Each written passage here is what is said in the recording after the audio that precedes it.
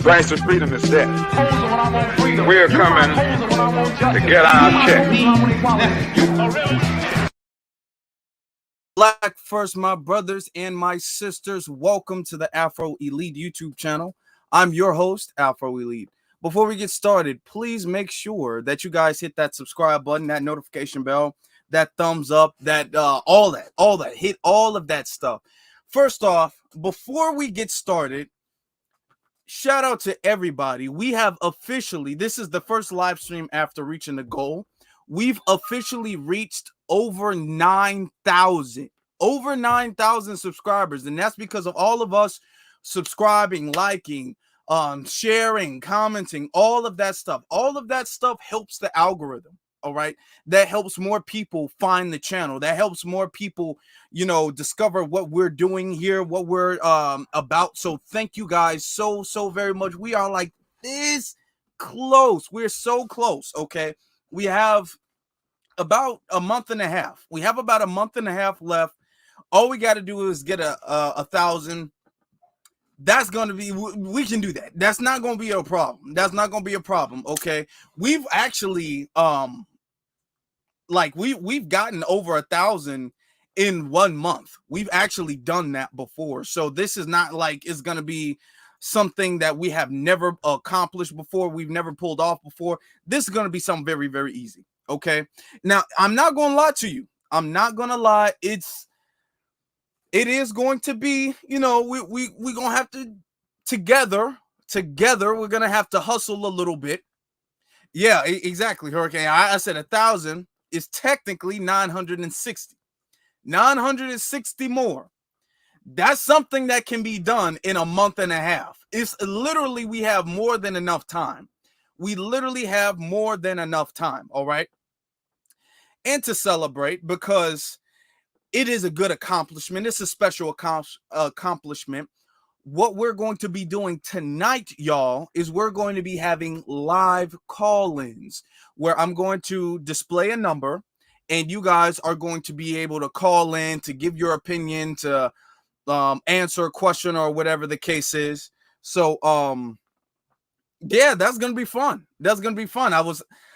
Y'all don't know how long it took me to set that whole thing up. Y'all really don't know how long that took me to set it up. But I was able to do that because I wanted to do something special for the 9K, I mean. So I wanted to do something special. So I set that up so you guys will be able to call in. It's going to be great. It is going to be great. You said I have great topics of discussion. Thank you so very much. And I appreciate every single last. I really do. I really do.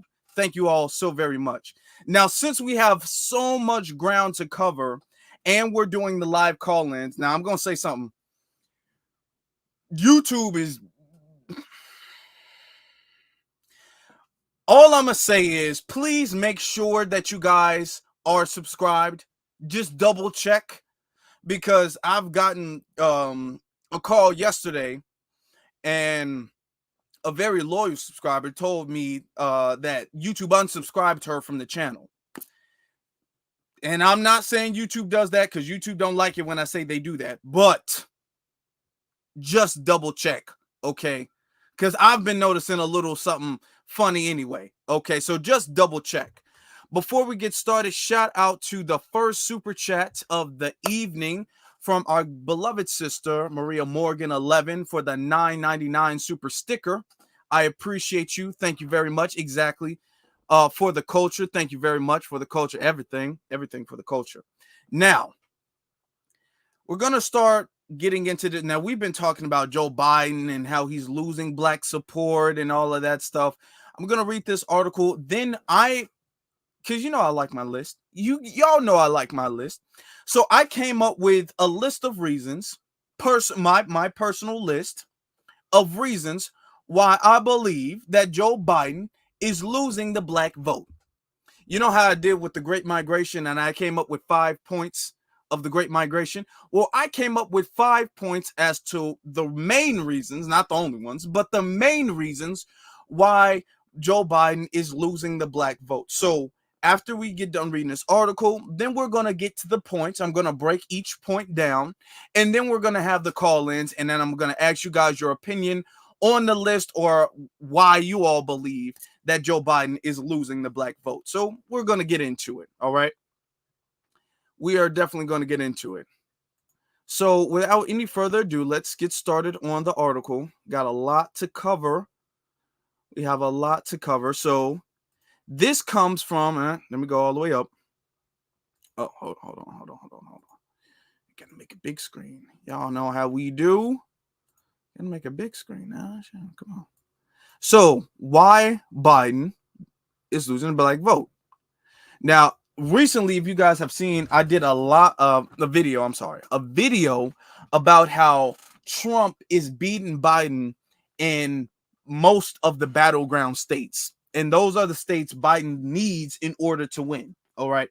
That's what he needs it in order to win. So I made this, and this is a follow-up to that, because everybody's sitting up there acting like they're all surprised and they don't know what's going on. So let's get into this. Let me get this off the screen. Biden is losing black voters. Here's why it matters. It says, when Michelle Smith voted for President Biden in 2020, she thought he would help her like her. He would help people like her, a black mother working 2 jobs and raising 3 teenage boys in North Philadelphia. I don't know why she thought that, but okay.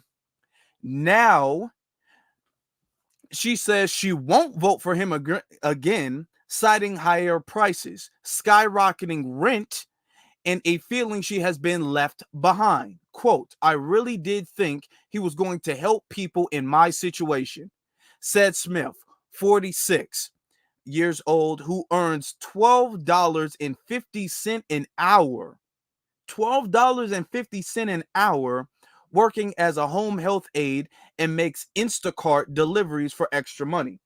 So you guys know Instacart is, well, most of you guys probably know, but Instacart is pretty much like DoorDash or Uber Eats, but instead of actually delivering food from restaurants, they're actually delivering groceries from like Walmart, Target, or whatever other grocery store there is. So that's what Instacart is. Even though I think, DoorDash delivers groceries now too. But that doesn't matter. That's not the point. Anyway, it says it's like all of them talk a good game until they get elected. Well, this is first off, this is politics. First of all, this is politics. Second of all, that's the Democratic Party for you. All right. It goes on to say, heading into 2024, Democrats are sounding alarms about losing voters like Smith. Black voters turnout fell during the 2022 midterm elections compared with the previous midterms. So for everybody who's all like, oh, y'all threatening the black vote's gonna not be there, the black vote's not gonna turn out. The black vote turned out during the the midterms. Yes, the black vote did turn out during the midterms, but where is the trend going? That's the important question. That's the $1 million question. Where is the trend going? Nobody's saying that there won't be a black vote. There's going to be a black vote in 2024. There's going to be a black vote in 2026. There's going to be a black vote in 2028. There's going to be black votes, but the trend is that the black vote is failing.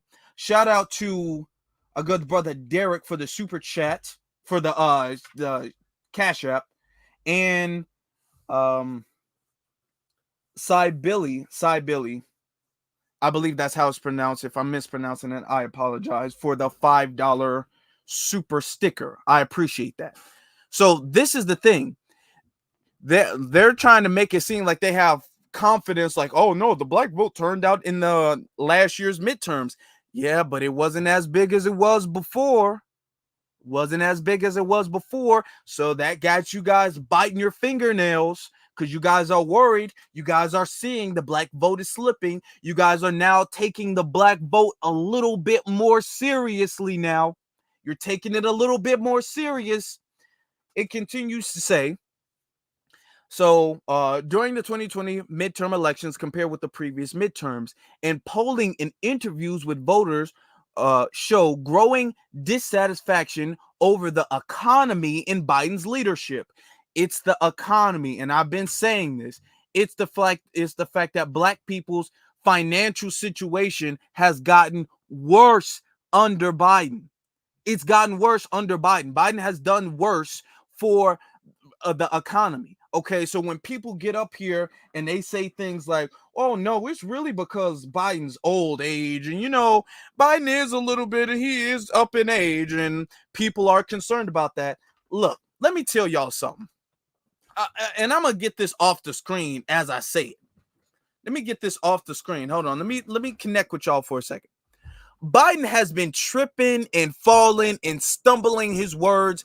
Biden has been a mess for a long time. He was a mess during his campaign. If you guys don't remember, he was a mess. So it's not the fact that Biden is all of a sudden, Biden is losing, like he's gone senile and now people are concerned. He's already been that way. It's what he has done. It's not the fact that he's getting old. See, they want to tell the story that it's his age is concerning, which I'm not going to say is not a problem. It is a problem. He's old. He's the oldest president, period, to have ever been a president of the United States. So his age is a problem, but that's not why voters are dissatisfied with him. They're not like, man, I loved him before, but oh my God, he had like 3 birthdays. I can't believe it. Nobody's sitting up there disappointed that he's gotten old. It's what he's done. It's the economy. So that whole lie that they like to do, because Biden can't be blamed for getting older. Nobody in the world can be blamed for aging and getting older. So they like to put the dissatisfaction of the voters on his age, which is something he can't control. But it's not his age. It's not his age. All right. So don't let people get away with that. All right. It continues to say, any decline with these voters could be fatal for the re-election of Biden, whose path to victory depends on building a diverse coalition of voters in 6 or closely fought battle states, or so closely fought battleground states. Wage gains have cooled more dramatically for black workers than other Americans. Median weekly earnings for black workers employed full-time rose 4.2% in the third quarter of a year earlier versus 10.3 gain in the prior year. So 10.3% gained in the prior year. So that means it was going up more in 2022 than it is in 2023. All right. So that's what that means. It says overall wages rose 4.5% last quarter, down from 6.9 increase in the third quarter of 2022. So as you can see here, here's a little thing. We're going to zoom in a little bit. This is what's really up for grabs: the presidency, the Senate, and the House. And as you can see, because of course blue is Democrat, red is Republican. As you can see, the Republicans are really close to taking a majority in the Senate. Are really close to that. They're really close to having the Senate, and they're closer to getting the House than the Democrats are. The Democrats are closer to really nothing. It's in their own, they're about tied with the presidency.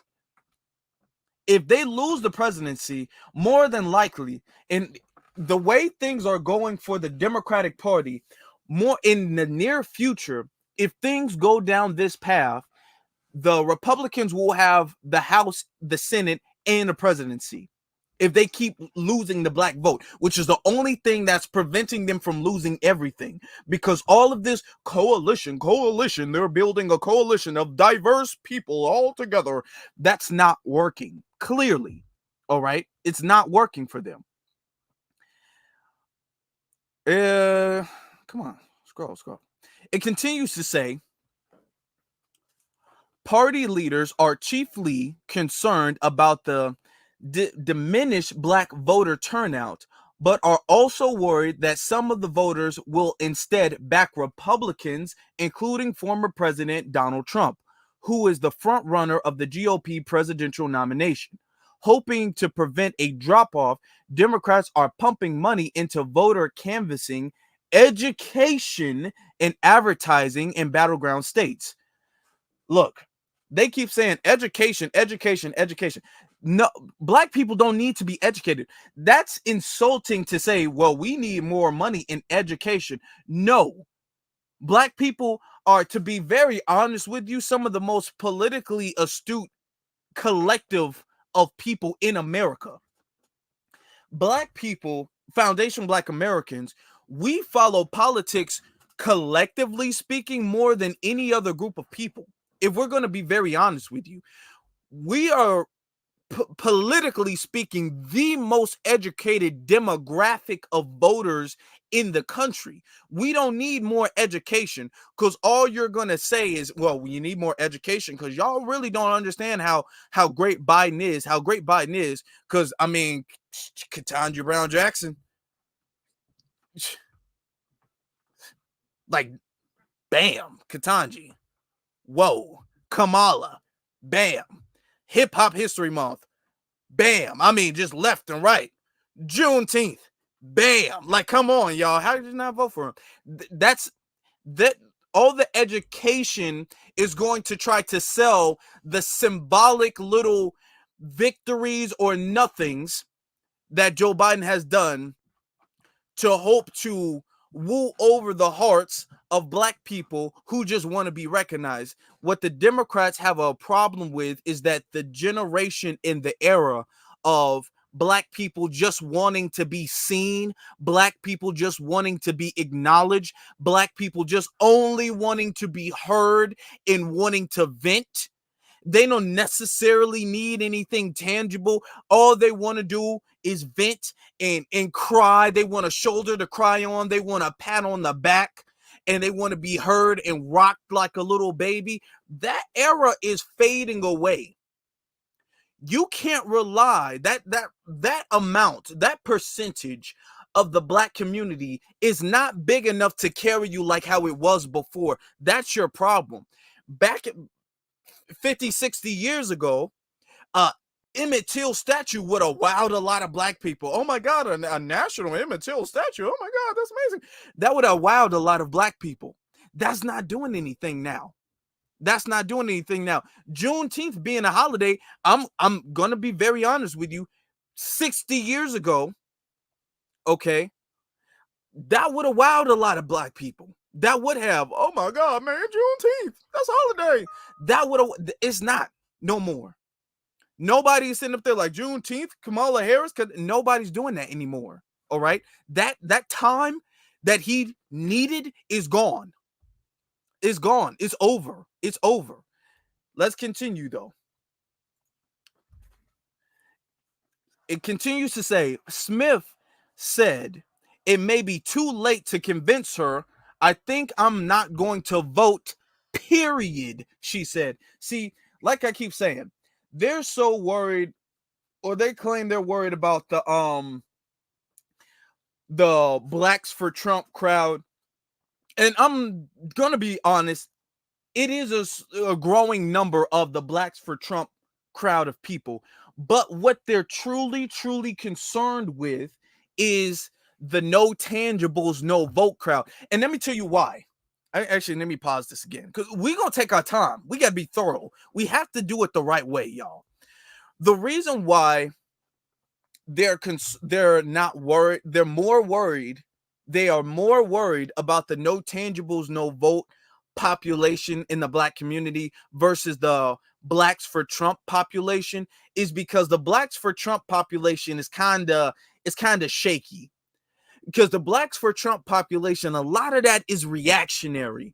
A lot of that, they don't really support Trump. They just don't like Biden.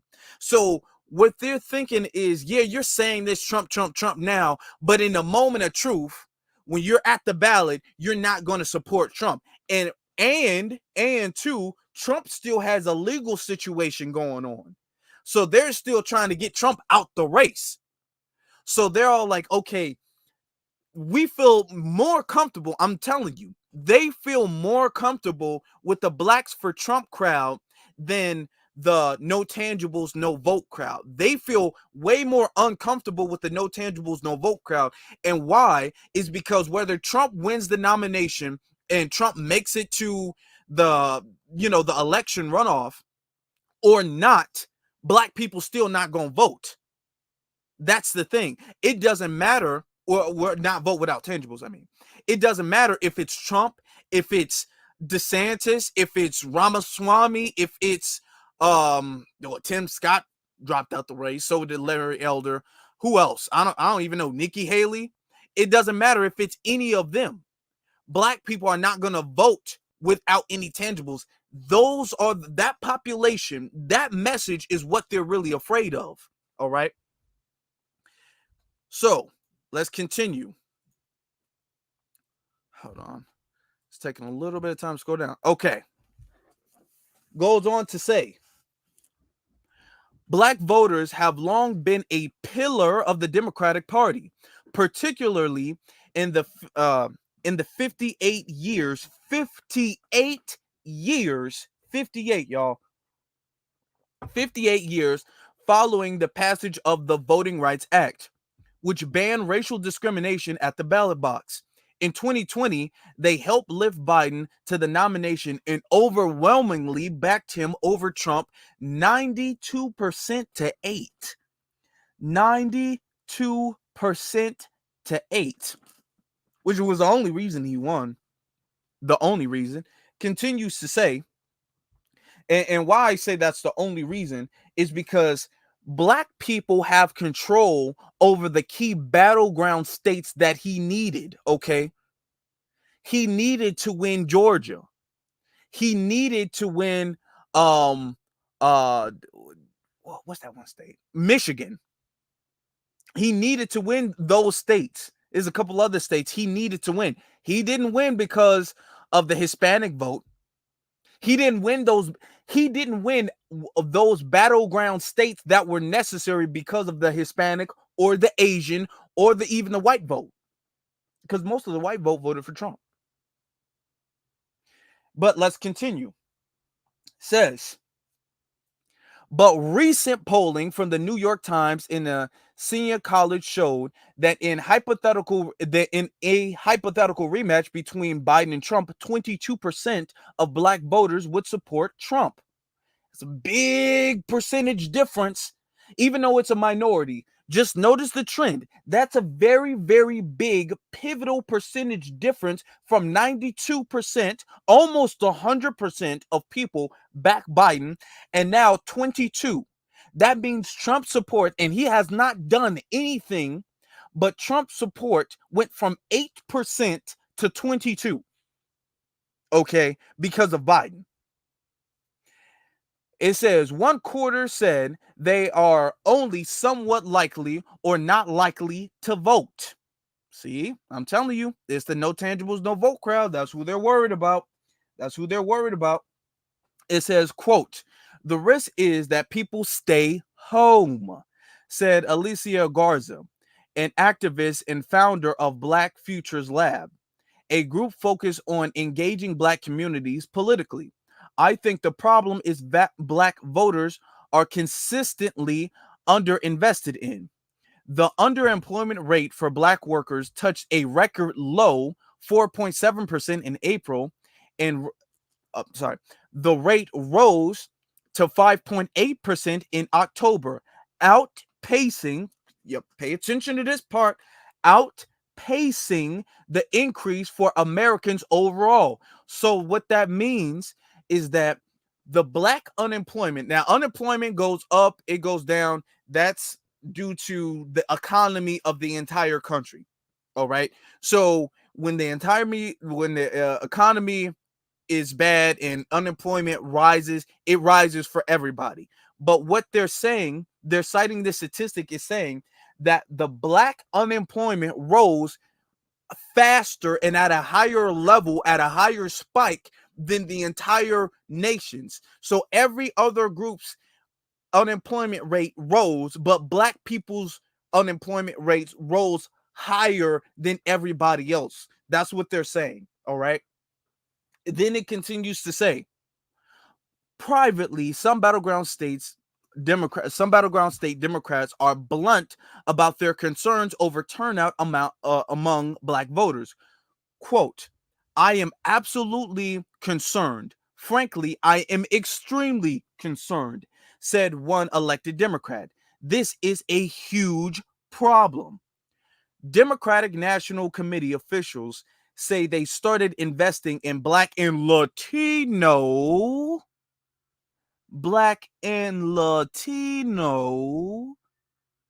communities in battleground states in spring 2021, including voter registration, outreach, and advertising.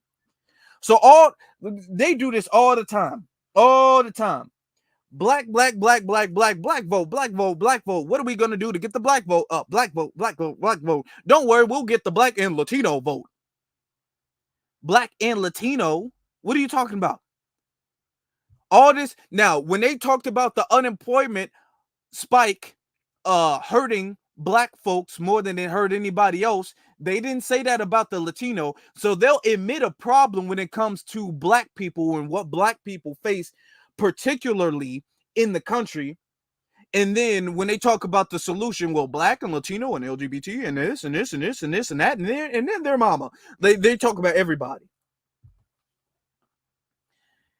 Continuing, it says the DNC and the Biden campaign have made ad buys in cities with large black populations, including $25 million.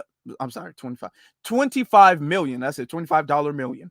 $25 million in campaign spend in August on television advertising in areas such as Phoenix, Atlanta, Detroit, Milwaukee, and Philadelphia.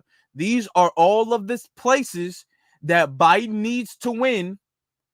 These are all of the places: Phoenix, Atlanta, Detroit, Milwaukee, Philadelphia. These are the places he won in order to beat Trump in 2020.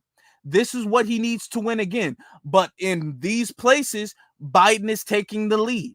I said this in a previous video. And instead of putting all that money into advertisement, into TV ads, why don't you put that money into the pockets of these foundational black Americans? Because I promise you, that go a long way. That go a much farther way than a TV ad. I promise you that. But who am I? I'm just a black American who's not going to vote for Joe Biden. Continues to say, recently, the Biden campaign and the DNC launched a pilot organization program focused on targeted outreach to certain groups, including voters in predominantly black neighborhoods in Milwaukee. Quote, this is earlier investment in these communities than has ever been done before. Really? Are you really? Because the election is next year. Y'all talking about, man, we really starting ball early, man. We really getting out there early. The election is next year. You should have been trying to invest in these communities. This is early investment. The election is literally less than a year from now. And you all are losing. What are you talking about? You invest when you first get in there. Okay. But according to them, this is early investment. All right. Okay. It said Biden's deputy campaign manager, Quentin Flux. I'm sure he was made fun of a lot in high school. Flux. Who managed Senator Raphael Warnock's 2022 re-election campaign. Man, listen, I'm not like a political strategist or a campaign manager, but if this is the guy who managed Raphael Warnock's re-election campaign, who barely beat Herschel Walker of all people, I don't think that your election or re-election is in good hands. I think you need to find somebody else. Raphael Warnock barely beat Herschel Walker. He needed a runoff to beat Herschel Walker of all people. Quentin is not the guy for the job. I'm telling. They need to put somebody else on. Flux. I guess the name fits. I don't know what the fuck he was doing. Okay. I don't think he knew what the fuck he was doing. Let me. Boy, I know he was made fun of with that name. I just know it. I know it. Because I'm starting to make fun of him with that name. But let's continue with this. We got a lot to cover. Says, he also stressed the campaign was focused on persuading black voters to choose Biden, not just to get them to turn out to vote. Yeah, because, I mean, they might go to the ballot, but are they going to the ballot for Biden? That's the thing. Says, Vice President Kamala Harris, the first black vice president and first Asian descendant. Oh, at least they're being honest. They all like, yeah, Asian too.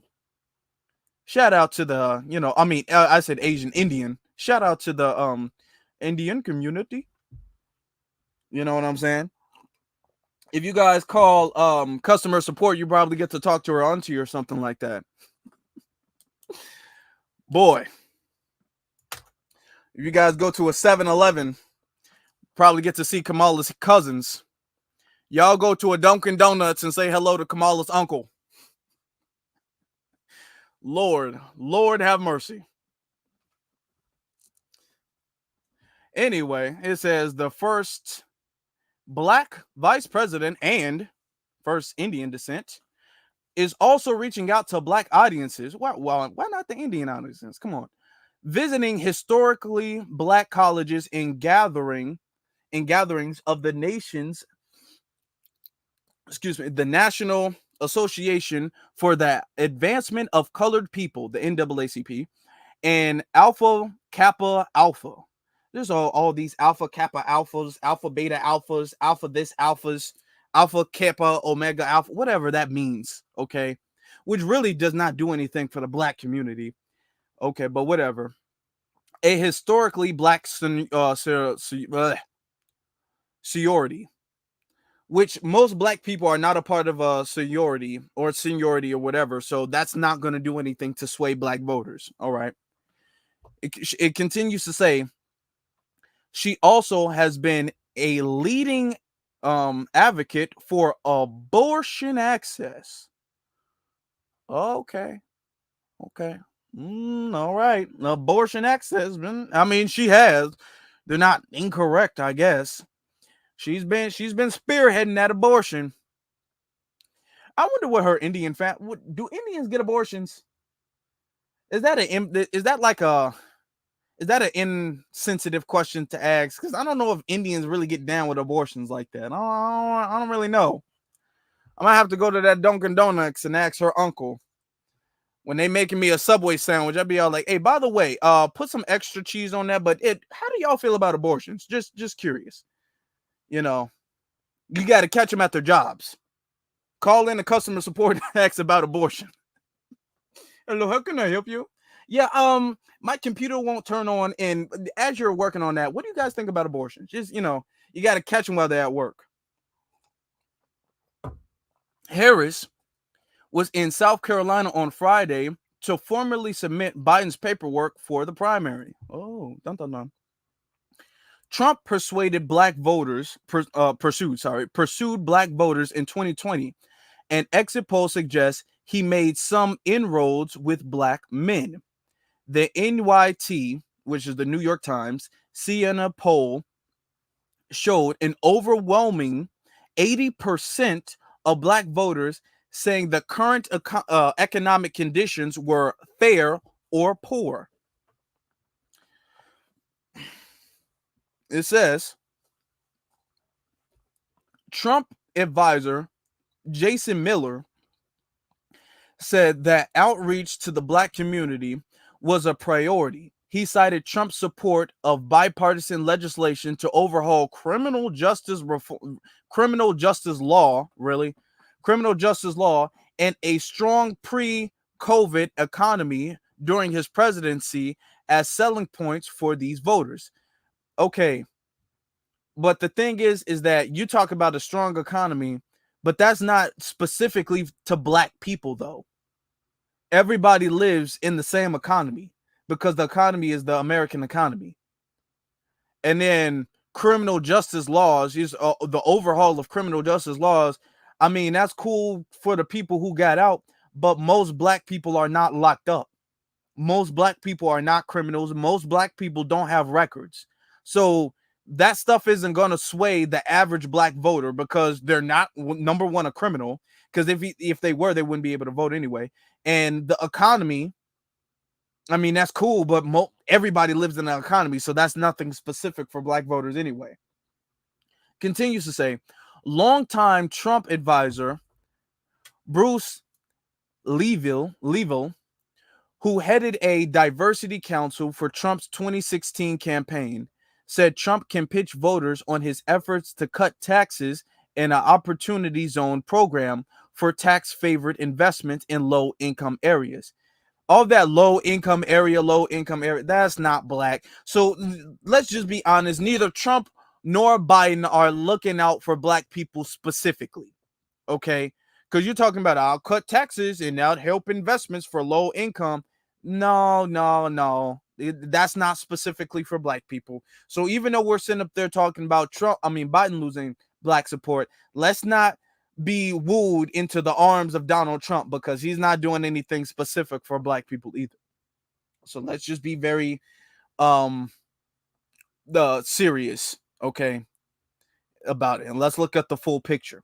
It says Camilla Moore, chairman of the Georgia Black Republican Council, part of the Georgia Republican Party, said that inflation, including the prices of groceries, is hitting hard in the black community, giving Trump an opening with Democratic voters. Quote, I'm telling you what I am hearing on the ground. They are just so frustrated and they'll say, I'll do, it says, what do I have to lose? She said. I mean, that's something. And we're going to get to that because we're going to get to my 5 points right after this. I'm going to get to my 5 points right after this, family. Says, some black Americans have faced higher inflation than the national average. Like that. So even though everybody in America faces inflation, you know what they say? When America catches the cold, black America catches the flu. Okay, when America gets a cough, black America gets pneumonia. So any crisis that happens to America, it hurts worse and it's more damaging and severe for black America. It says that I'm going to start over again. It says some black Americans face higher inflation than the national average, likely because they spend greater shares of their income on items like transportation and housing than have seen especially steep price increase, according to research last year from the Federal Reserve Bank of New York. So that means black people rely more on public transportation than other groups of people necessarily when they spend more or whatever the case is, or more likely black people have to share, like a black family would be more likely to have to share one vehicle if there's multiple people who have to drive to go to work or school and there's only one vehicle. So black people in America are more likely to have to share that one vehicle, or black people are more likely to have to take public transportation or more for their housing and stuff like that. All right. So that means black people pay more on rent or whatever the case is, because rent has to go up. So inflation and all of these things add up, because when inflation goes up, it's the poorer has it worse. And because black people are in a socially economic deprived position, black America faces it worse. This name, I know I'm going to butcher, but I'm going to try. I'm going to try my best. It says Muhammadu. Oh, I didn't butcher that. Muhammadu Diallo, 60 of Southwest Philadelphia is a Democrat who voted for Biden in 2020, but says he would vote for Trump in another Biden-Trump contest. Quote, he's a weak man. He's an old man, he said of Biden. He didn't change anything. I would submit to you he did, but he changed it for the worse. But he is weak as far as black benefit is concerned. Continues to say, Democrats note that Trump was accused of repeatedly inflaming racial divisions as president, following a violent clash between white nationalists and counter-protesters in Charlottesville, Virginia in 2017. He declared there was blame and quote, very fine people on both sides. He fought with minority lawmakers and insulted four progressive congresswomen of color.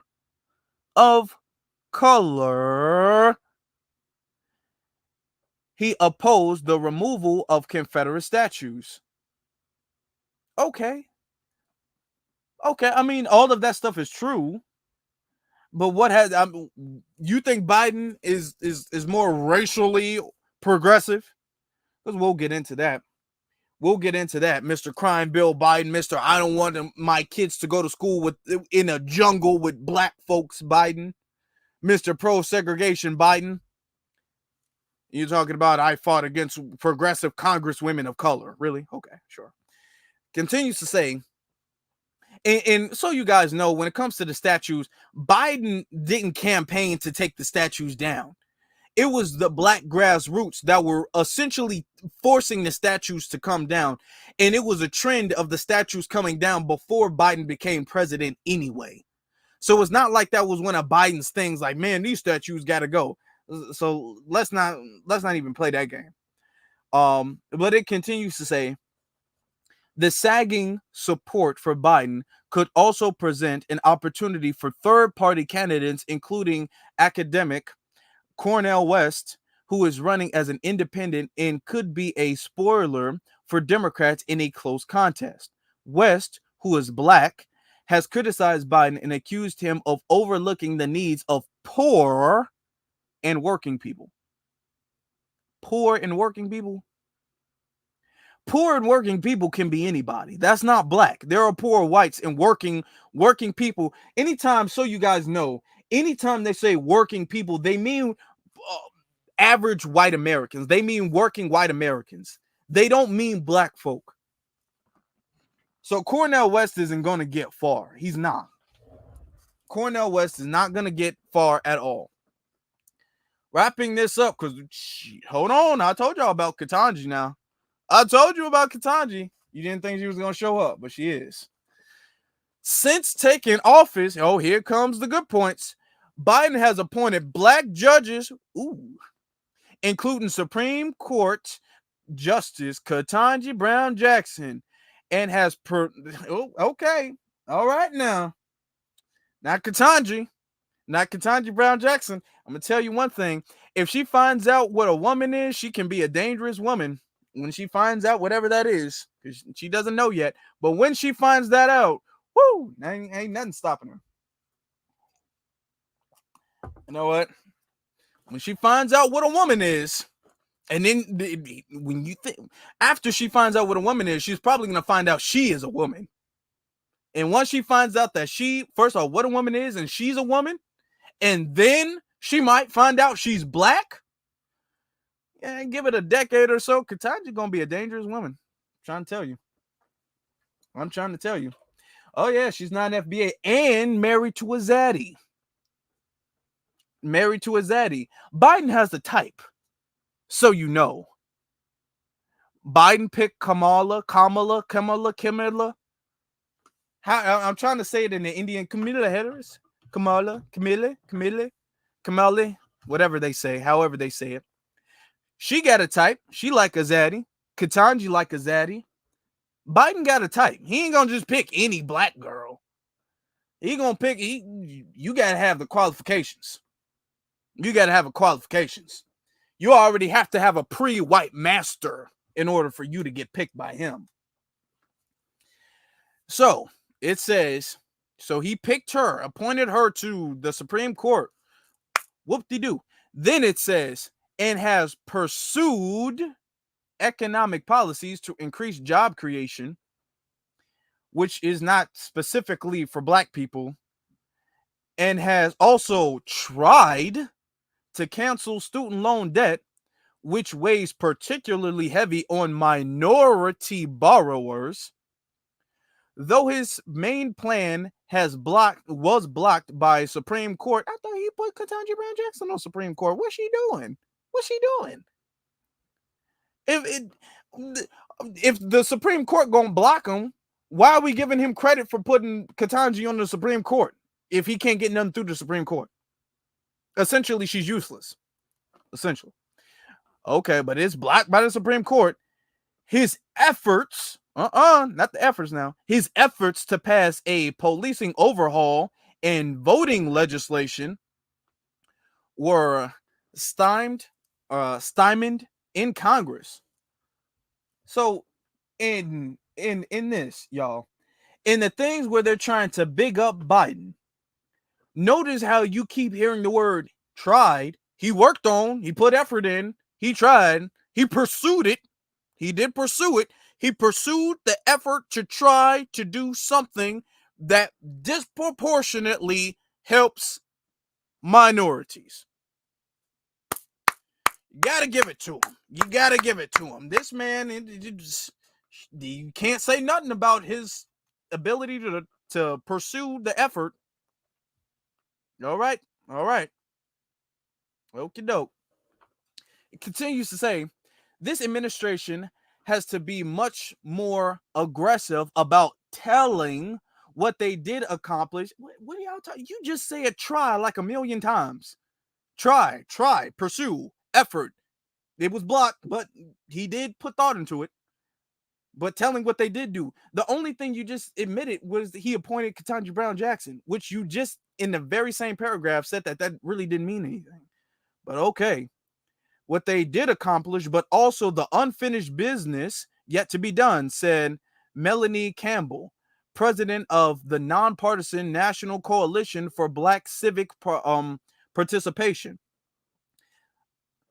Sadori Shakur, I believe it's how it's pronounced, 67 of Detroit, who works as a performer and storyteller, said that in 2020 she voted for Biden because she opposed Trump and that she would do it again. All right, well, can't teach an old dog new tricks.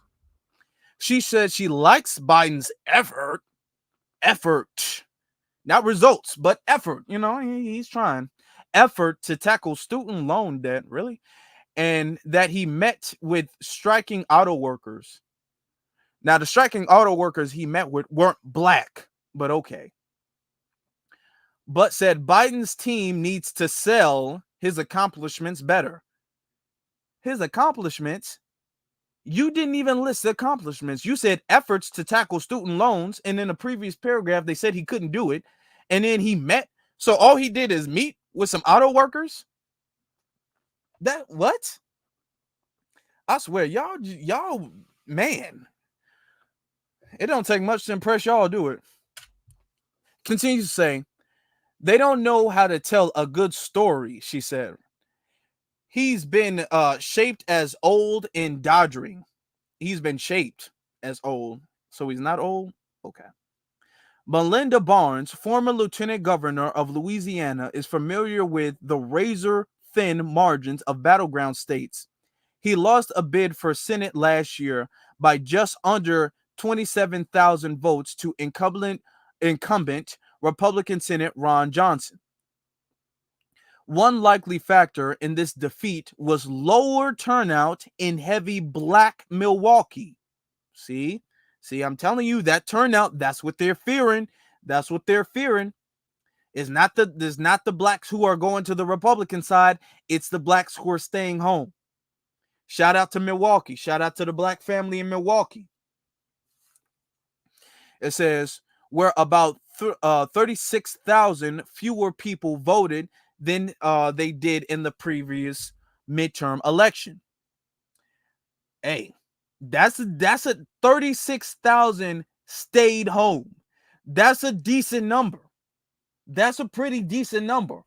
Shout out to the black family in Milwaukee. Now, for all of those who keep talking about black and Hispanic voters, let's look at this. Okay, let's look at some numbers. It says percentage point difference in vote among black and Hispanic voters. In 2018, these were the people for the Democrats, all right? 82 black, 31. Now, this is the percentage point difference. 82 black, 31. That's not even close. In 2020, 83, 27. That's not even close. 2022, 68, 18. That's not even close. That's not even half. The Hispanic vote doesn't even make up half the vote for the Democratic Party when it comes to the black support.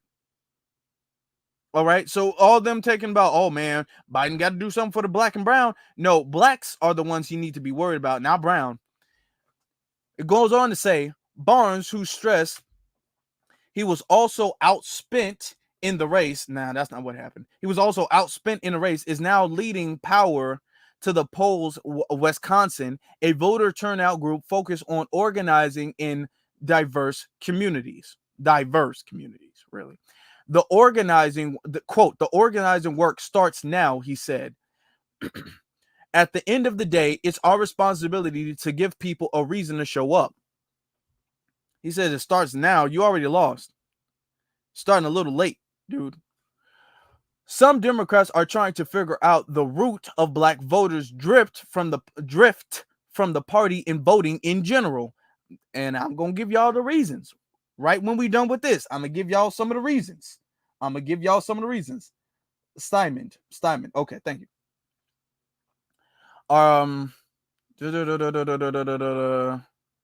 Long time Pennsylvania State Senate Vincent Hughes, whose district includes part of West Philadelphia, has started a canvassing effort through his political office, targeting 25,000 low turnout voters and to determine why they don't participate. Quote, there is a decline in participation that may be rooted in a whole lot of different things, he said. People feel crummy just in general, not just in voting. Part of my responsibility is to be more engaging to the folks that feel like the glass is half empty, when in many respects the glass is half full. Hughes said that instead of pressing voters to back certain candidates, he is trying to understand what ails them and asking a key question. Hold on, let me take a sip of water, Lord.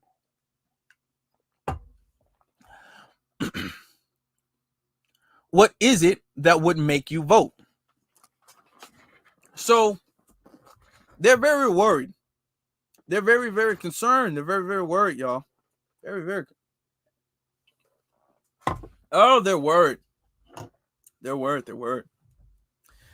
So, but why? Why? So I came up with a list. Why is Biden losing? And he had so much black support in 2020. This overwhelming amount of black support in 2020. Black people voted for him almost 100% in 2020, let they tell it. But it's not there anymore. He's losing it. He's worried. They're losing the midterms. What's going on? So I came up with a couple things that I think could be the reason. So we're going to get into some of the things. So starting off with my list and it's not necessarily in a particular order, but starting off, we're going to get to this. Okay. Police Oversight Commission lie. Biden promised a police oversight commission and he lied about it. So we're going to talk about this. We're going to see if we're going to read a little bit into it because there's other points. So it says Biden White House puts Police Oversight Commission on ice. Now, shout out to Professor Black Truth because he brings this up often. Oh my God, here go the ads. It says the White House is putting the creation of a National Police Oversight Commission on hold, nixing a campaign pledge made by President Joe Biden to establish one within his first 100 days. So during his campaign, Biden was promising, oh yeah, we're going to do a police oversight because police need oversight. So he was riding off the backs of the George Floyd thing. He was all like, man, police need more oversight now. We got to get with these police oversight. So I'm going to do a police oversight commission when I become in there. That's going to be a pledge. He pledged that to the Black community within his first 100 days. And then when he gets in there, the second he gets in, notice this was done in April. So a couple months when he gets in there, he's like, I know what I said. But my fingers were crossed. You couldn't see them because they were behind my back. But, you know, when my fingers are crossed, the promise don't count. So, yeah, never mind about that. Never mind about my promise. I'm going to read into that. So he put it on ice. It says, based on close, respectful consultation with partners in the civil rights community. What the hell is the civil rights community? You mean the old civil rights figureheads? The civil rights community, the administration made a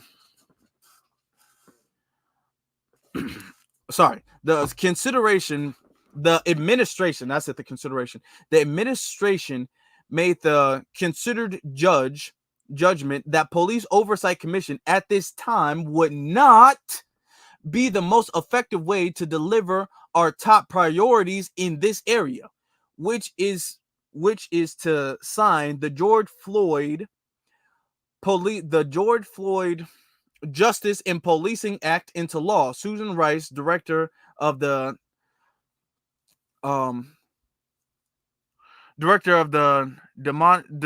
sorry.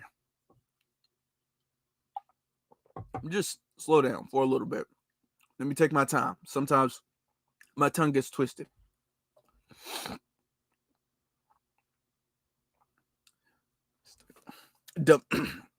Susan Rice, director of the Domestic Policy Council, said in a statement to Politico. So, because of his oversight commission and because of the lie of his oversight commission, we had things like this pop up. Remember Jayland Walker? And remember how Jayland Walker was murdered by the police and how there were no charges? All of the officers, 8 who shot Jayland Walker over 60 times. Jayland Walker, the unarmed black man who was shot over 60 times. And every single last one of those police officers got off. All of them did. But Biden he pledged for his police oversight commission. Now, that's just one reason. That's really just one of my reasons. Let me get to some of the other reasons. I'm going to say this. Reason number 2, not in a particular order, necessarily, ignoring black hate crimes. He has ignored black hate crimes. Now, when I show you these statistics, let me get this off. When I show you these statistics, black hate crimes, and I've made a video about this, has risen under the Biden administration. Black hate crimes are the number 1 hate crimes in America, outpacing every other group of people. Black hate crimes are outpacing every other group of people, period. All right? So he ignores black hate crimes, but yet here's what he's sitting up there doing. Because I got a lot of stuff pulled. Where is it? Oh yeah, here's what he's doing though. Here's what he's doing. Who he's not ignoring, not what he's not ignoring, but who Biden is refusing to ignore. What Biden's not ignoring He's not ignoring those Asians, though. Them Asians, he is not ignoring the Asian population. He's not ignoring the Asian Americans. Here's what the new hate crime laws aims to do as attacks on Asian Americans rise. Look at all these people. Not a single black person. Not a single black person. And yeah, I said it. There's not a single black person in this picture. I said it. But for all of those who talk about, oh, that wasn't a specific Asian hate crime. It wasn't specific for them. But everybody advertised it like, yeah, it was. It was. He did it for them. He did it for them. While you sitting up there talking about, while black people are getting massacred left and right, while you got white supremacists running up in grocery stores massacring black people, and you sitting up there signing Asian hate crime bills because Asians are getting pushed and made fun of. All right, I'm gonna read a little bit of this because there's more. He didn't just do something for Asians. He didn't just do something for Asians, y'all. It says, following overwhelming support from both chambers of Congress, President Biden signed legislation Thursday that addressed hate crimes throughout the COVID-19 pandemic, with particular emphasis on the increase in violence against Asian Americans. Really? Now, I just showed you guys the hate crime statistics. He didn't do anything because of black Americans, foundational black Americans facing all of these hate crimes. But the second Asians need a little bit of help. Here goes Biden. Biden's not going to sit there and let that slide. Oh, no. Oh, no. Says, at an event in the East Room of the White House, Biden thanked lawmakers for coming together to pass the legislation. He said, standing against hatred and racism, which he called, quote, the ugly poison that has long haunted and plagued our nation, is what brings Americans together. My message to all of those who are hurting is, we see you, except if you're black, we see you, and the Congress has said, we see you. And we are committed to stop the hatred and the bias, he said. As long as you're not black. We're committed as long as you're not black. But if you thought Asians were the only people that Biden did anything for, you're incorrect. You're mistaken. You're mistaken because Biden, I mean, it wasn't just the Asians Biden was looking out for when it came to, hate crimes and stuff like that. Biden's not like that now. Biden's not like that. Check this out, y'all. Where is it? I know I put it somewhere here. Hold on. Okay, here we go. It's a lot. Biden administration unveils new action to combat anti-Semitism on college campuses. Really? Anti-Semitism on college campuses.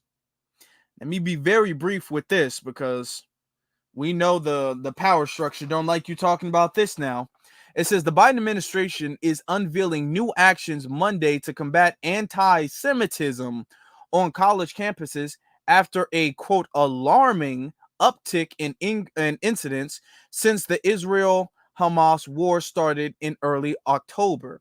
The Department of Justice and Homeland Security are partnering with campus law enforcement to tackle hate-related threats, just, the threats, and provide federal resources to schools, according to the plan, which was shared exclusively with NBC News. Some of what they will be addressing includes specific incredible threats that are flagged online. Oh, the bullying. Biden not even allowing them to be bullied. You can't even say anything about them online. It says dozens of cybersecurity and protective security experts at DHS, Department of Homeland Security, have been detailed to engage with schools as they navigate incredibly tense environments, a White House official said. Okay, so while he's sitting up there ignoring black hate crimes, as you're seeing here, the black hate crimes are going up. They're going up higher than everybody else's hate crimes. And our hate crimes are underreported, higher than everybody else's hate crimes. But he's signing stuff. He's looking out for the small hat community. He's looking out for the Asian community. He's not letting that slide. He's not letting him go. Yeah, he's looking out for them. Okay, he's looking out for them now. Then it continues to say, oh, or not. No, let me not. Oh boy, because you know they don't play. And then he let this slide. I just can't. This hurts me personally. After signing the quote unquote nothing burger of the Emmett Till Lynching Act, which was what his thing was supposed to be for black folks, this year, we talked about this on this very channel, he allowed Emmett Till's murderer, okay, because she was the reason who caused it in the first place. He allowed her to go scot-free. His DOJ protected her until she passed away of natural causes. There were black folks going around the country looking for her after they found her warrant. They had legal means to arrest her, and finally she could have faced some form of justice. They could have avenged Emmett Till to some slight degree, and they sit up there and let her go. Biden did. Biden let her go. All right. Biden let her go. So that's number 2. Number 3, record high inflation. Now, the record high inflation, I put that there because they said in the previous article that the high inflation hurts the black community more than it hurts anybody else because of black people's socio-political position. It does. Now, people want to say, oh, well, you know, gas prices, you can't necessarily blame Biden for gas prices. Biden's decisions when it came to his foreign policies, especially when it came to the war in Ukraine, that directly affected gas prices in America. That directly affected it. Biden admits to it. I'm going to show you a video. And you guys probably haven't seen this anywhere else, but I'm going to show you a couple videos of Biden confessing like, yeah, I know gas prices are going up. I know that, but we got to do that to protect Ukraine. Look, listen to this.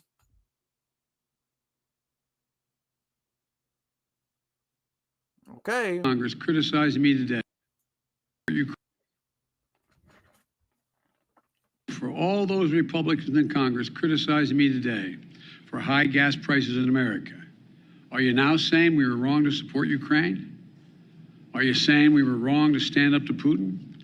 Are you saying that we would rather have lower gas prices in America and Putin's iron fist in Europe? I don't believe that. Look, I get the easy politics of the attack. I get that. But the simple truth is gas prices are up almost $2 a gallon because of Vladimir Putin's ruthless attack on Ukraine, and we wouldn't let him get away with it. For all those Republicans in Congress. So that's him. He admits it. He admitted to it. I'm going to fast forward a little bit to the next one. Because of this war. Now, interviewer asked him. I just kind of screamed for this. I wanted to, instead of going to the clips, I was just going to put them all together, right? A premium because of this war. Let me hear this. The second part of the question was, would it bring down the price? Will it bring down prices? And the war has pushed prices up. They could go as high as $200 a barrel, some analysts think. How long is it fair to expect American drivers and drivers around the world to pay that premium for this war? As long as it takes. So Russia cannot, in fact, defeat Ukraine and move beyond Ukraine. This is a critical position for the world. So y'all heard that. You guys heard that. The interviewer asked, hey, how long are America, he said Americans, not black Americans necessarily, but how long does America have to pay the price for you trying to aid Ukraine? He said, as long as it takes. As long as it takes to stop Putin.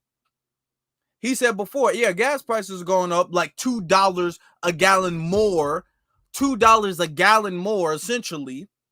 But whatever it takes to help Ukraine, because we love them. We just love them.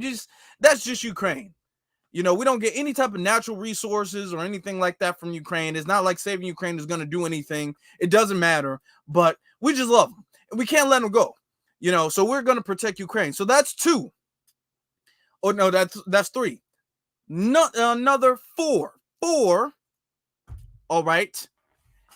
Invasion of illegal immigrants. We're talking about the reasons why Biden is losing the black vote. Now, this is something we've been talking about on this channel a lot, especially lately.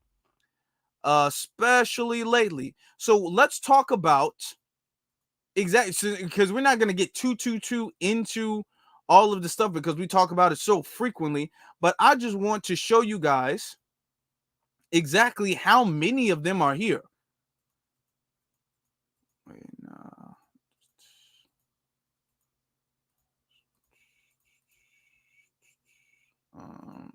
Okay, there we go. Check this out. I got so many damn tabs out. Look at this. It says crossing at the U.S. southern border are higher than ever. All right, crossings. Now it says here, it is the 3rd record-setting year in a row. So Biden has broken records 3 years in a row when it comes to crossing the border during a time when migration around the world is at a historic highs. Okay. Now we're just going to get into some of the numbers here, right? It says migrants were caught crossing the southern border of the United States more times in the past year than any other since at least 1960. 1960. Yo, since the civil rights movement. 1960. Malcolm X and Martin Luther King were alive in the 60s. That's how long ago it was. 1960. It says when the government started keeping track of the data. It is the 3rd record-setting year in a row during a time when migration around the world is at historic highs. There were more than 2.4 million apprehensions in the 2023 fiscal year.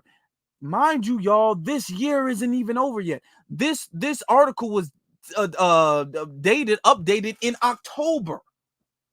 It was updated in October. It's been months since then. It's been October. It's been some time since then, like the end of October. So not a month. Is about to be a month since then. So it's higher than that. All right. It says 2.4 million apprehensions. And you can already imagine that number is pretty high, probably higher. It in the 2023 fiscal year, which ended in September. So the fiscal year ended in September, y'all. So that means September, October, November. They've been coming 2 months more. So they're not even counting 2 months. They're just talking about the fiscal year. That tops the previous record set a year earlier, which was 2022, of more than 2.3 million, according to government data released on Saturday. During the 2021 fiscal year, there were more than 1.7 million apprehensions. So let's just add that up, y'all. Let's just add that up. So it's 2.1, and this is just the fiscal year, plus, and that's just this year, plus it was a whole nother 2.3 million last year, and then 1.7 million the year before. So since Biden has been in office, we have had over 6.4 million illegals cross the border. 6.1 million illegals crossed the border in the Biden administration. Now they're going to give you small little numbers, but this is I like to do this here because this is where we add things up. This is where we get all the calculations together. And they're coming here, they're invading the black community, and they're sitting up here getting our resources, tethering off of our resources, leeching off of our resources. All right. Remember, I did that interview when I went over there. And I went to the police station, and they said, "Hey, we're just coming here to get the bag." Essentially, that's what we're here for. We're here to get the bag. We're here to get the bag. So that's 5. That's 5. I mean 4. Let's get to another point. This point right here, I'm gonna say, this point right here, I saved it for last. But number 5, refusal to pay reparations. Absolute refusal to pay reparations. All right. Have you guys seen this video? Check this video out. This is Biden being asked. This is prior to his president. But I'm not sure what your answer, because they were asking about reparations. This is what he had to say. Because when they asked him about reparations, he did some of that word explaining where he went around talking and he went around. No, man. Reparations is no, man. And black household ownership and why whites got wealthy is because of home ownership. And yeah. So he doubled down. He was all like, okay, so what do you think? So this was his answer. But I'm not sure what your answer is to the reparations question. If in fact there are ways in which to get direct payments for reparations, I want to see it. But why are we waiting around for the study? We can deal with it. Well, they're not mutually exclusive. You don't have to wait around for the study. Exclusive. That's my point. No, but they look, they're not mutually exclusive. But I can't believe that whatever it is, the African American community would not support what I'm talking about. In addition to, I don't think we have to. Let me ask you this then. Let me ask you this so we can move on because we've got to get some phone calls in as well. But let me ask you this then. If in fact a calculation comes to you that you are satisfied with, would you then say, I'm for reparations? The answer is it would depend on what it was, and will it include Native Americans as well? Bam. He said it depends on what it was and will it include Native Americans. So that means if it don't include Native Americans, we not getting nothing. We not getting nothing. Yeah, it depends. It depends. Okay. But when you look here though, when you look at this, it's just a small little clip. Now, when he gives stuff to Native Americans, he don't ever say, well, I can't give nothing to Native Americans unless black Americans get something. It depends. It depends. Do y'all include black Americans? See, we don't got to be included in anything. We don't have to be included in nothing. Nothing, not a single thing. Listen to this. That's why today I'm announcing a $135 million commitment to help 11 tribal communities from Maine, Louisiana, Arizona, Washington State, and Alaska to move, in some cases, their entire communities back to safer ground and pay for that. I've also requested $9.1 billion, that's with a B, $1 billion for the Indian Health Services. I've asked Congress for— He said $9.1 billion. Then he doubled down. He said that's with a B. He doubled down. He said that's with a B. $1 billion. That's with a B, $1 billion for the Indian Health Services. I've asked Congress for the first time ever to make that funding mandatory, a mandatory part of the federal budget. So he's asking to make them getting reparations mandatory. It don't got nothing to say with us, nothing to do with us. We don't have to have anything mandatory, but they do. They do. They have to have something mandatory. They have to have something mandatory. Let me show you guys. And that's not it.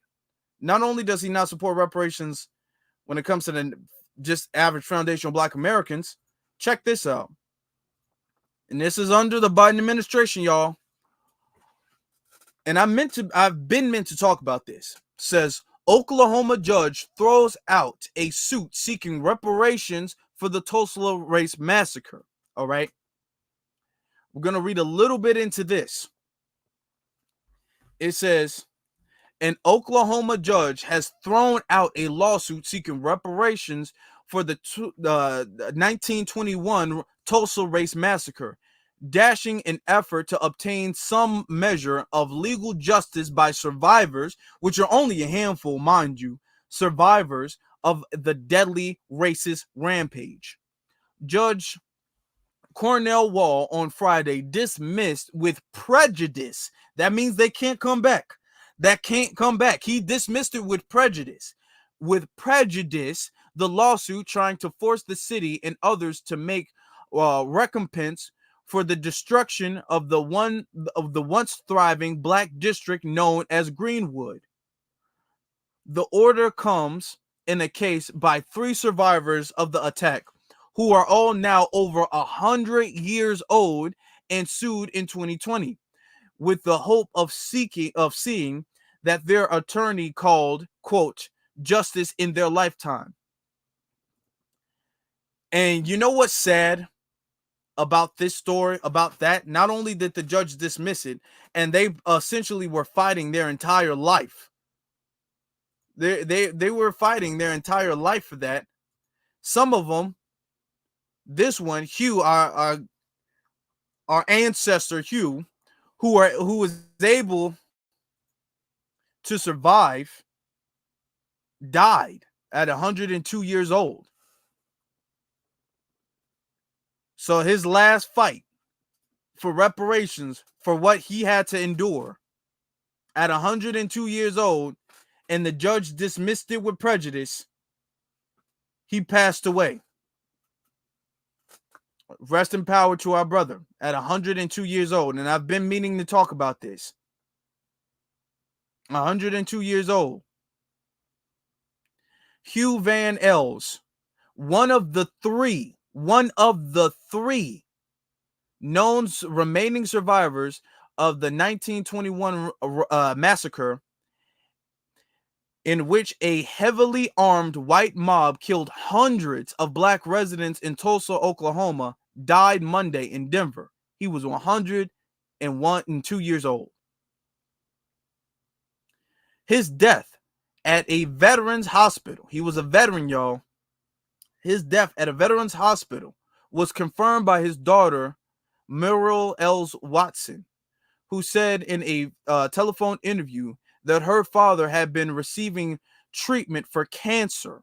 This man was trying to fight for reparations despite going through cancer at over 100 years old.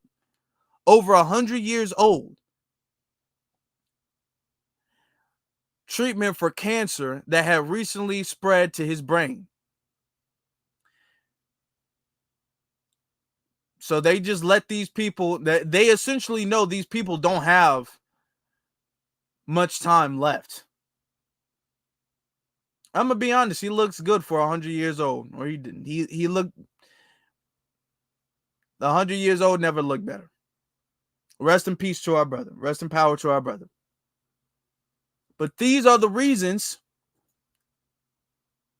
why the Biden administration is losing the Black support. So I'm gonna put all my list right here, because I know y'all like to take your screenshots. I know you all like to take your screenshots, so I'm going to put this right up here for a second, and I'm going to get the telephone calls ready, and I want to ask you all, why do you all believe that the Biden administration is is losing the black support. Why do you think that? So I'm gonna while you guys are getting your screenshots ready, just let that marinate. Let everything I was just saying just marinate with you guys real fast. As I'm sitting up there getting this ready. Hold on for a second, because it's still kind of new, so I still gotta work with it.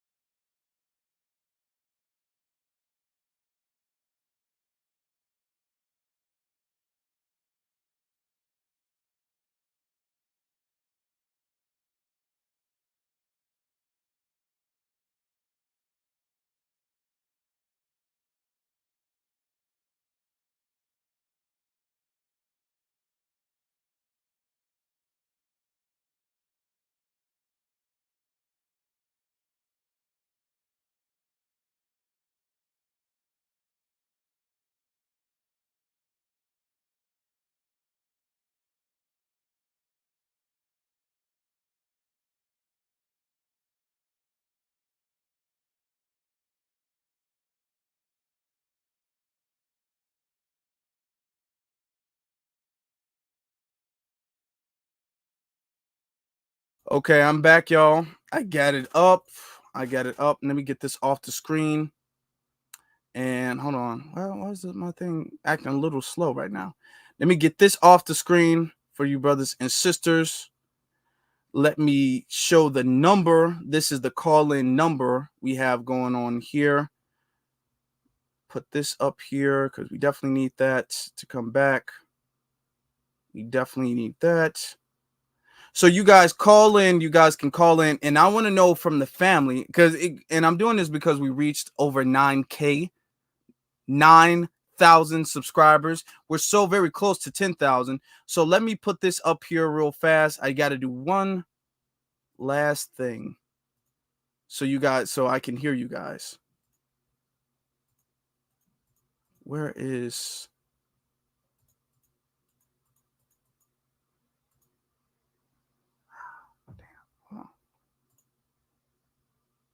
Hold on. Okay.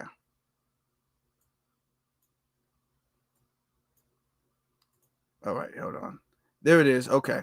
I'm still working on it, guys. I'm still working on it. Okay. Oh, gotta pick up the phone. Duh. Because we have a caller right now. Caller, can you hear us? Oh yeah, I can hear you. Okay. How you doing? Call. First off, thank you very much for calling in. What's your name, brother? Oh no. My name is Omar. Omar, how you doing, Omar? I'm doing quite good. How are you? I'm good. So Omar, let me ask you, do you have what do you think about the Biden administration? What do you think about Biden losing the black vote? Do you think that is deserved? Do you think it's warranted? Or why do you think he's losing black vote? Or do you have any comments or anything like that at all? I feel like it's something that we knew that was going to happen pretty much when he got elected. This is like he's basically making all these promises, and it's just like not following through for the most part. At least in my opinion, that's how I feel about it. Mm-hmm. And it's just like, take for instance the loan reimbursement. How he was supposed to reimburse all the college students and stuff for their loans, but it didn't all the way go the way. It didn't go all the way through. So it's just like, I feel like it's a whole lot of promises being made and not a whole lot of action being taken. So that's why, he's just losing support in the black community for the most part. Yeah. Yeah, he's making a whole bunch of empty promises. Somebody asked, do you mind telling us what city you're from? What city you're calling from? Or what city I'm you're from from? Chicago. Chicago. See, Chicago. Shout out to Chicago. So, yeah, he's made a lot of promises.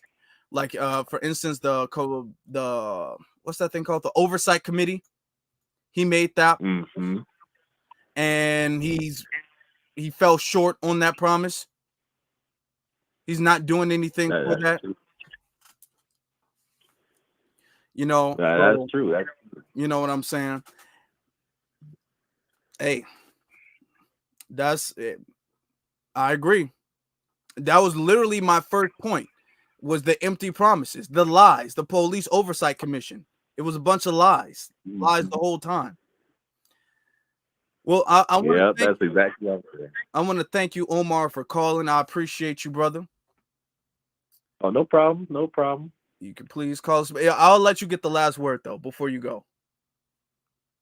Oh, I was gonna say, thank you for having me on and everything like that. But I just feel like nothing's gonna change with that for the most part. I feel like he's just gonna continue losing the black vote and losing black voters unless he makes a change for the better. But I'll just leave off saying that, like, I feel like he could if he actually stood on what he was gonna say. What they say, standing on business, that Yeah. type of thing. Uh, And so I feel like if he was standing on that, then he would have the black voters. But once again, thank you again for having me on and everything. oh, no problem. No problem. Thank you very much for calling. No problem. All right. No problem. All right, bye. Now, All right. get Omar. Come on. Drop the call. Oh, here we go. Now we got a couple more callers. Caller from area code 540. You are on live. What's your name and where you calling from? I'm Anthony from Virginia. Anthony from Virginia. How are you, brother? Thanks for calling. I'm doing all right. How about yourself? I'm good. Well, so what do you like to?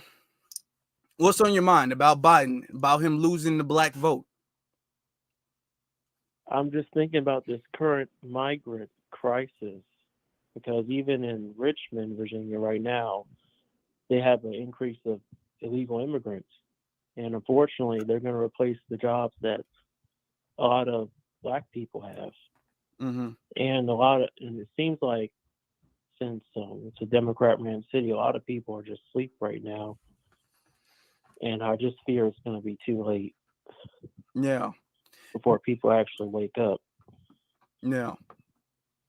And that's terrible. And that's one of the reasons. And what's interesting about that is the fact that the migrant crisis, now we know like cities like Chicago and New York, they're hit the heaviest, but the migrant issue, the illegal invasion, is affecting everywhere. Virginia, the news isn't really talking too much about Virginia, but our brother Anthony just spoke on the fact that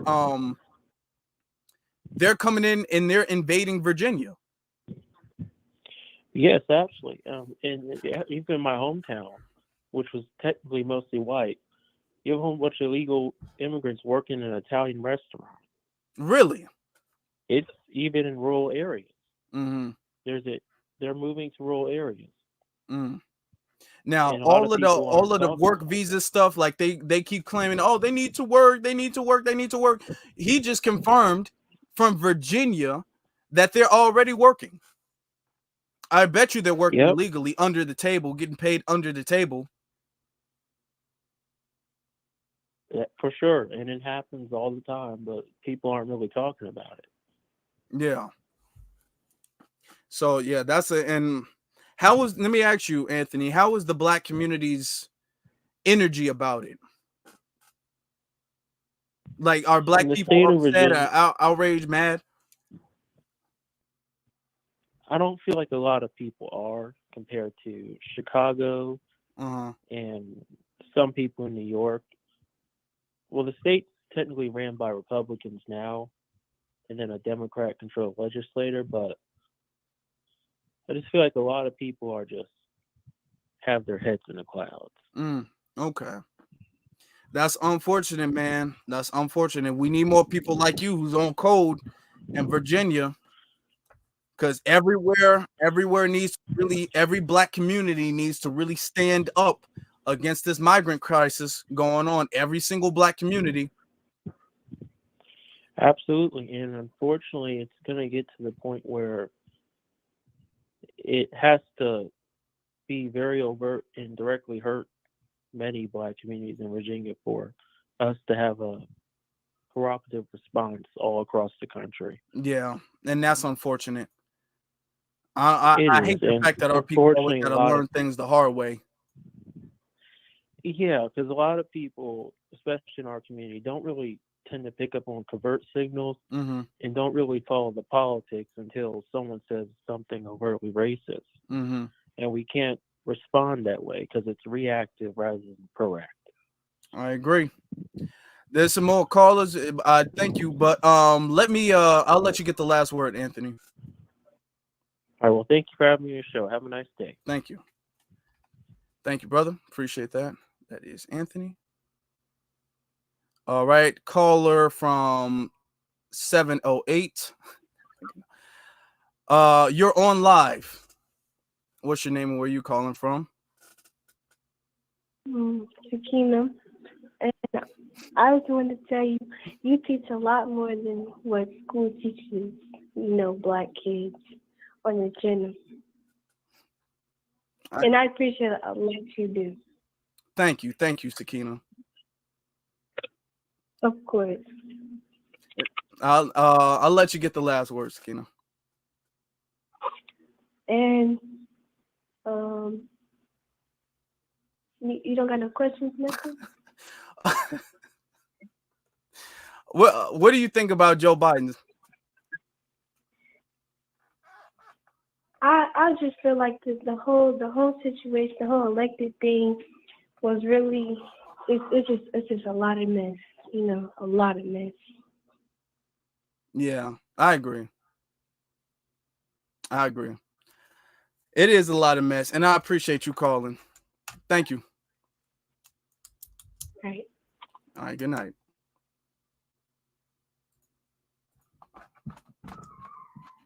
That's my baby sister, y'all. That's my baby sister calling. Caller from area code 971. You're on live. Can you state your name and where you're calling from? Yeah, Jacoby. I'm from Portland, Oregon. You said Jacoby? Congratulations. Jacoby. Yeah, Jacoby from Portland, Oregon. Thanks for calling, brother. How you doing? Yeah. I'm doing well, man. Congratulations on your success and rising in subscribers, man. You give good intellectual conversation and you break it down really good. I want to say we need to do something about our coons, man. If nobody sees us coming up in November time, and most of black folks still are voting for Biden, someone needs to pull their family to the side and have a real good talk, just like the way they talked to us when they wanted to set it out the second term when they came down to Biden and Trump. We need to have that same type of talk to our old folks or our elders, because it is not fair that they get what they want, but you leave nothing for your generation behind. Yeah. And that is egregious to me. I get it from the old Democrat Party is not the Democrat Party of today. They already told you how they felt about you. And if you're still trying to make a decision, well, he's not as bad as Trump, something is seriously wrong with that person, because if you see what they're doing to Chicago and New York is not going to do anything because it's just full immigrant city over there. So they're not going to push back. Chicago is probably one of your last foundational main hub Black American cities you got. And so that's why you see a lot of pushback, and rightfully so, because when we asked for tangibles, there was a lot of, everybody wants to be a conservative, everybody wants to be a certified personal accountant. But then you see what's happening over here, and you kind of, a lot of young folks are looking like, wait a minute, I don't have anything. I don't have anything. But you have everything. Yeah. And you're on your way out the door. Yeah. And that is, we have to get out of that mentality. I got mine, so get yours. That no other group does that. Yeah. The And Jewish group community doesn't do that. The Hispanic community doesn't do that. The African community doesn't do. They don't do that. They say, go ahead, Afro. I'm sorry. I'm gonna say, let me see. You said we got a troll. You know what, Hurricane? Why don't you? Am I a troll? No, Hurricane. He was talking about a troll. I'm gonna let Hurricane get rid of him. He was talking about something in the chat. One thing you brought up that was a really good point is the fact that we do have, and to the callers that are waiting, y'all just stay on because I'm gonna get to you guys. I'm gonna get to you guys. So stay on. One thing about it is the fact that we do need to start having these talks in the table, like at the table. A lot of times politics, we like at the Christmas table, at the Thanksgiving table, one of the things we don't talk about is politics, because we know we're the black sheep when it comes to our political stances and views. We need to talk, honestly, we need to be there and be all like, hey, no, this is a problem, because you don't want to wait till a couple weeks before the next election to try to wake people up. We need to start having these conversations on the regular, like, hey man, Biden gotta go. Yeah, and it wasn't. I didn't even vote for the dude. I didn't vote for neither one of them actually last time because I was smart enough not to do that. I was smart enough the last two elections not to do that. And and so you can't be, oh, Trump is more racist than that. Listen, man, it's about what you're producing. Yes, sir. Okay. At the end of the day, it's about what you produce. I can care less when someone. I mean, yeah, it bothers me, but what you producing. Yes, sir. Okay. And so I know my name kind of made it through somebody else. So my grandma, she's from Alabama. She comes from Covington, Alabama. I think small part of Andalusia. She was born in 1933. My mom. Now, brother, there's a couple of. I hate to rush you, but there's a couple of other callers. No, I'm gonna land the plane.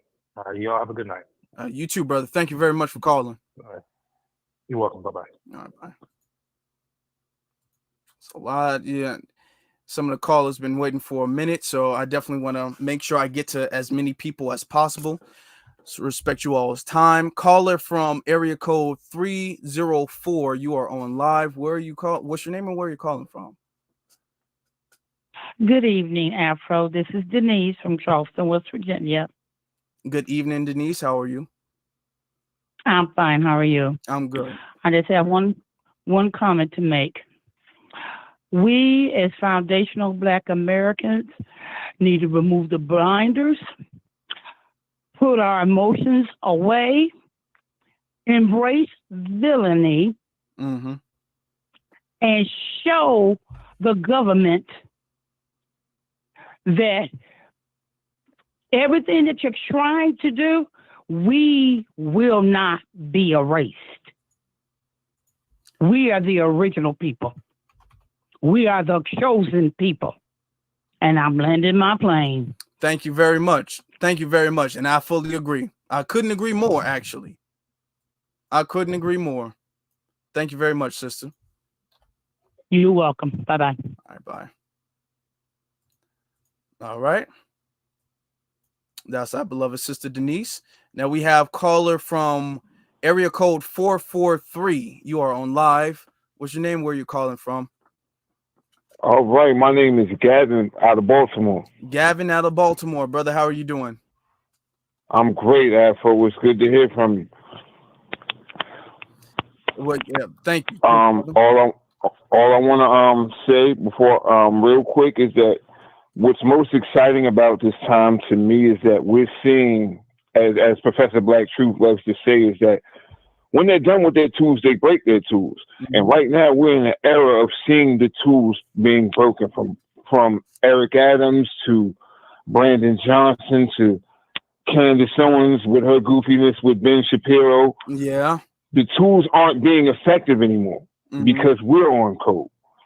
Everything starts on the grassroots level, and I'm very proud of the progress we're making ideologically and the work that you brothers are doing, from you to Torian to Professor Black Truth to Tariq to the Black Channel. I've been listening to all of you from pretty much the beginning of you starting your platforms. I'm just very proud of the work you brothers are doing. I'm going to always be here to support, and the code is the key, and the code is going to break all of all of these people down, because it's bigger than us, it's bigger than you, and it's bigger than me. And as long as we follow the code, we're going to get to exactly where we need to go. Exactly. I'm going to land my plane right there. Thank you very much, brother. It's Brother Galvin. All right, brother. Let me B1. As I'm getting to the next call, and let me say that not only are we getting rid of the coons that we have, we're becoming so very effective that we're not even allowing new coons in the door. Remember earlier this year, we had the Justin brothers. I call them the Justin brothers.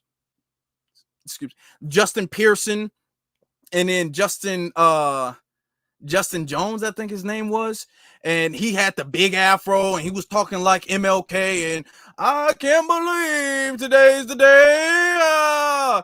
We didn't even let him in the door. He didn't even gain any type of credibility in the community. So we're not only getting rid of the old, we're blocking the new from coming in. So that's really good. Shout out to Brother Galvin for making that point. Caller from area code 719. You are on live. What's your name and where are you calling from? This is Tell It Like It Is, calling out of Fairfield, California. Tell it like it is, brother. How are you doing? I'm doing all right. How about yourself? I'm good. Nice. So, yeah, I'm going to get right into it. I ain't going to take up much time, but I'm just going to tell it straight like it is, the only way I know how to do. So, the main problem to me, I'm looking at it, you know, when Biden flung those borders open the way he did, I'm looking at it, everybody's looking at it from their own standpoint, and those are valid standpoints. But my personal standpoint is I'm looking at it from a security standpoint, okay? Mm-hmm. Because the government's one essential job is to protect the citizens of these United States. Mm-hmm.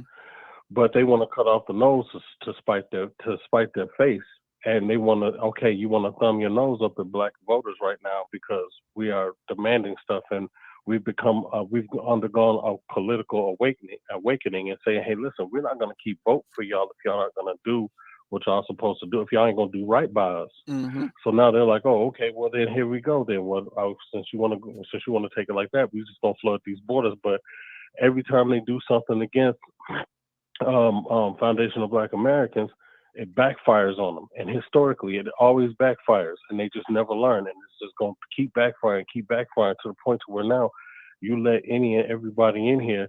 These could be a Trojan horse for anybody who really wants to attack this place.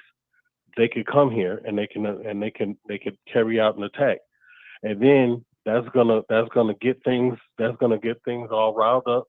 People are going to end up having to go to war. And once again, foundational Black Americans is going to have to fight in that war. You're right. And so, you make a good point. That's my... Okay, let me hop on. You make a very good point because we've talked about this before. They're coming over at such high rates. There is no way possibly that the government can vet them properly. So, like you're saying, they could be sending over soldiers, spies, double agents, all of these people, ALL, even if they're not soldiers or spies, they all have allegiance to their own country. So if anything popped off with their country in America, they're in the middle of America in major cities, and they have an allegiance to another country. That's very dangerous. Right, and that's the thing. They're flocking to these major cities for a reason. Mm-hmm. You know, if there was any ever a real target, and like I said, I'm a veteran, so I look at things from a different standpoint, military-wise. You know, when you wanna really bring a nation to their knees, you attack the capitals. You know, mm-hmm. And so by you letting all of these people in, you don't know who they are, you don't know where they come from, you don't know what their intentions are. And the next thing you know, all of this stuff is just going to start coming to a head pretty soon. And again, I'm not looking at it from a standpoint, they're just going to come in and start voting Republican. Their reasons for coming here can be way more sinister than that. So, and I'll land my plane there. Yeah. Yeah. Thank you very much, brother. Tell it like it is. I had to the thing set up for only 10 calls, and the 10 calls went super fast, so I just had to upgrade it, improve it. So if you guys call didn't go through, try again now. Because I didn't even know we're on call 10 right now. We're literally on call 10 right now. So caller from area code 773, you are on live. Can you state your name and where you're calling from? Can you hear me? Yes, ma'am. Okay, this is Prosperity here. How are you doing, Afro Elite? I'm good, Sister Prosperity. How are you? Hi, all is well. Thank you so much. And thank you for the platform that you're allowing us to have this evening, because I know you probably recall me from last Tuesday down there at City Hall. Yeah. Since then, we've had so much more news that people are not aware about. Here in Chicago, we need to know about these executive orders that the mayor has written. And the one executive order he has aligned to only basically the migrants, as they want to call them, but we have another name for them called the illegals. Yes. And I live around them, so I'm constantly walking the path, getting these footages and posting them up. And we need people to continuously stand with us while we are going through this, because we don't want to fall back. We don't want to shrink back, and we're not going to allow them to take over either. So with that said, I'm going to go ahead and land this plane as well. And you all have yourselves a blessed evening. Thank you very much. That's our Sister Prosperity from the Shah. I appreciate you. Take care. You too. Thank you.